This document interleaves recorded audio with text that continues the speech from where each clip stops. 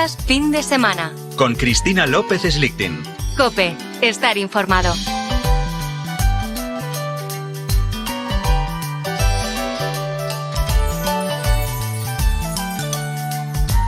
Con esto de los anglicismos estamos volviendo loca a Marci Ortega, que es bien partidaria del idioma de Cervantes. Yo también creo que tiene razón. Bueno, si os digo que vamos a hablar del síndrome del burnout, pues me decís, pues anda y que te ondulen con la permanente.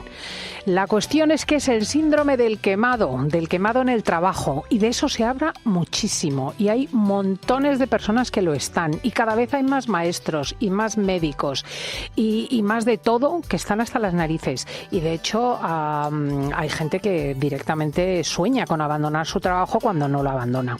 Vamos a ver qué hay detrás de todo esto. Nos vamos con Marian Aldiván. Marian Rojas es nuestra psiquiatra, autor de Encuentra tu persona vitamina, que sigue bestseller. Es el ensayo de no ficción más vendido en España, ¿verdad, Marian? Buenos días.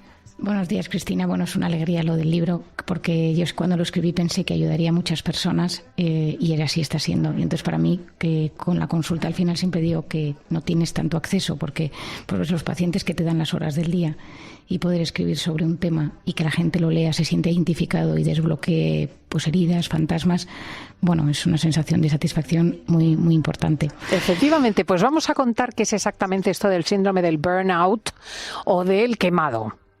Bueno, el síndrome del burnout yo creo que a muchos de nuestros oyentes seguro que les resulta familiar porque se ha hablado en los últimos años y se ha incrementado con la pandemia.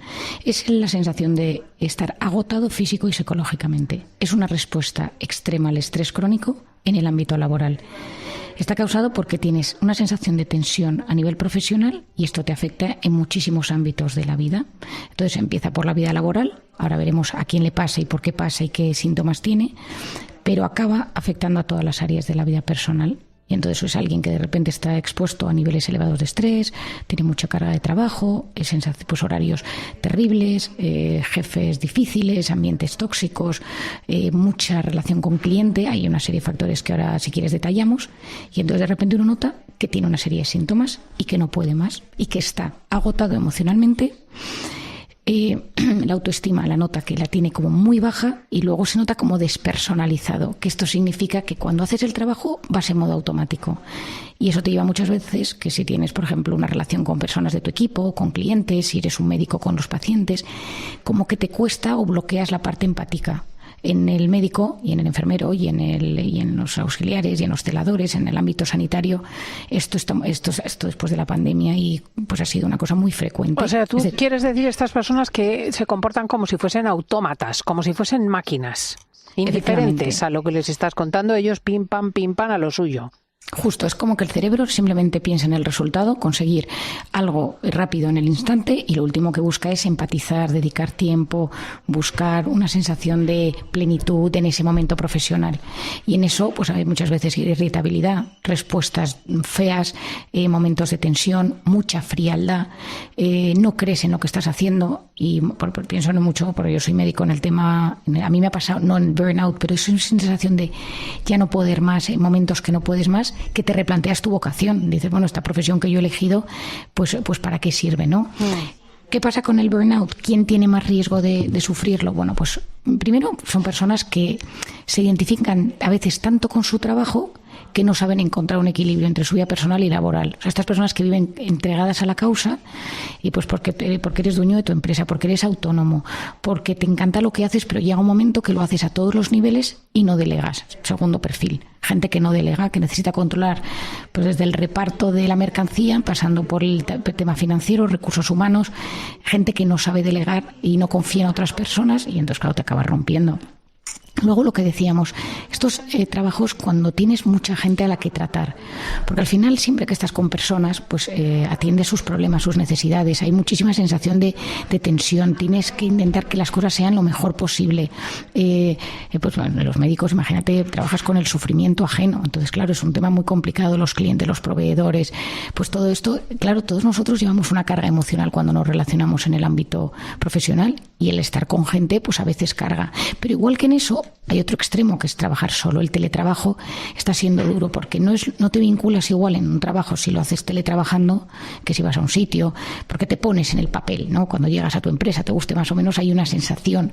Y el teletrabajo, que es muy útil en algunos momentos, si descarga, a veces a largo plazo te hace sentirte tan individual y tan poco comprometido que te quema lo que estás haciendo porque no crees en ello. Entonces esto es un tema. Luego a veces los trabajos... Qué interesante, porque nos quejábamos del trabajo en equipo y en los ambientes físicos, pero lo cierto es que la interacción social es buena para la cabeza.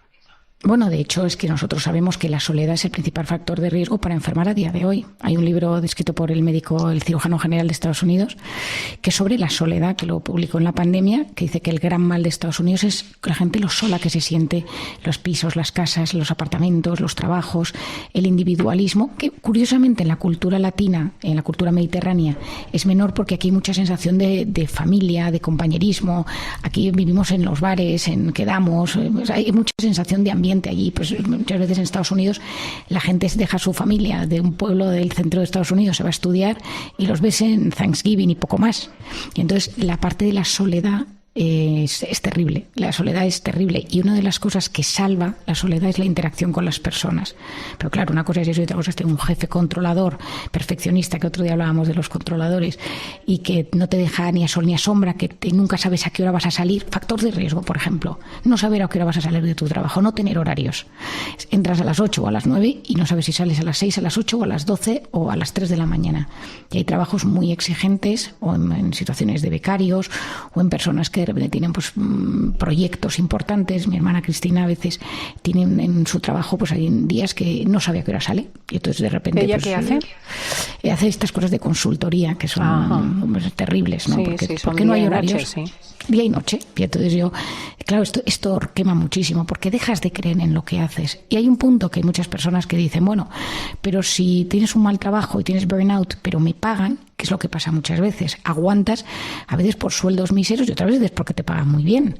Pero esa sensación de hacerlo por dinero puedes aguantar un poco. Pero luego si tu cuerpo sigue intoxicándose de cortisol, sigue agotándose, hay un momento que empieza la enfermedad. Y este es el problema, que es que empieza la enfermedad física. ¿Y qué es la enfermedad física? Pues que empiezas con migrañas, con dolores de cabeza, empiezas a dormir más, te notas agotado. De hecho, algunos síndromes de fatiga crónica están relacionados con esto, ¿no? A veces gente que tiene problemas de agotamiento brutal, pues empiezan por estas cosas. A veces gente que empieza a buscar las vías de escape del alcohol y sales de trabajar y te dedicas a beber. Bueno, a mí una de las cosas que me preocupa es a veces es el extremo, ¿no? Pero es el infarto. Le dio un infarto. Y dice, bueno, pero es que trabajaba a tal nivel, era incapaz de...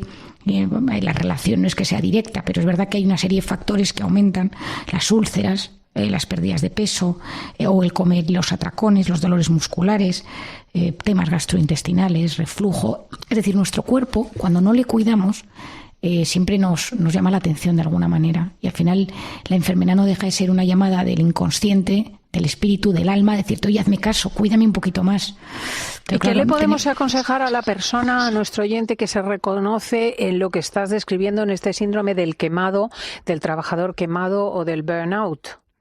Lo primero es que realmente se haga una pregunta, si lo que pasa es que está estresado o está en burnout, que a veces tendemos a sobrediagnosticarnos de cosillas, ¿no? Entonces a veces digo, bueno, lo que estamos es estresados porque tenemos un pico de trabajo, pero el burnout es estar realmente mal, o sea, es decir, pasas a un estado de agotamiento, de despersonalización, de poca creencia sobre ti mismo, no te crees lo que eres, y pasas muchas veces a decir, mira, es que no valgo nada, no me interesa lo que hago, modo automático.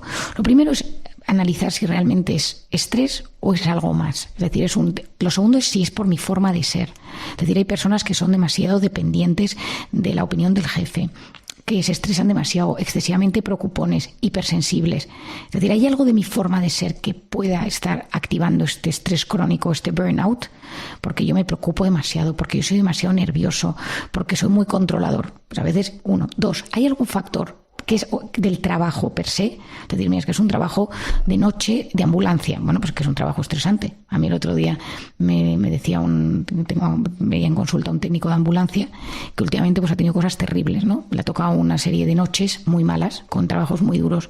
Entonces me decía, es que estoy muy quemado. Y le digo, bueno, es que trabajas en un trabajo que es un factor de riesgo para quemarte. Porque hay trabajos más calmados y menos tensos, y hay trabajos que generan este nivel de tensión. Luego, por otro lado, ¿cuáles son los factores de estrés? Es el ambiente, es el no saber a qué hora salgo, es tener un sueldo variable constantemente, que esto me lo decía esta mañana una paciente, me decía, es que yo estoy muy quemada, Marian, porque cada mes dependo de lo que mi jefe decida pagarme.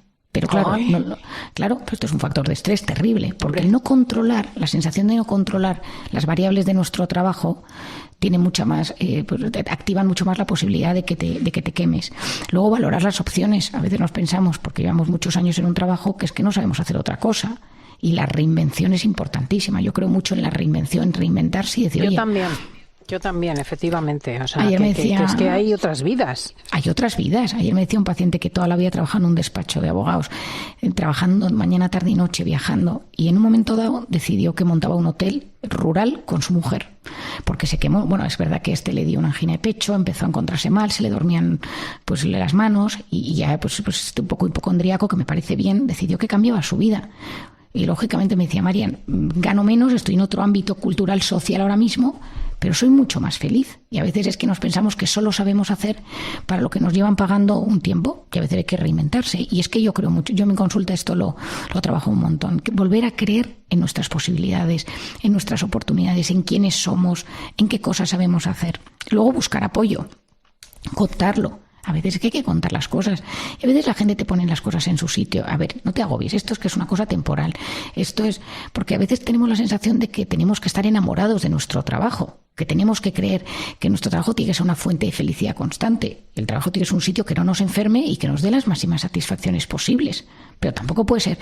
De hecho, mis hermanas y yo hace unos años montamos un proyecto que se llama Ilusio, en el que ayudamos a que las empresas tengan mayor inteligencia emocional mediante charlas, talleres, ayudamos a equipos, etcétera. Pero yo siempre parto de una premisa. No podemos pedir peras al olmo. El trabajo es un sitio donde nos cansamos, nos desgastamos.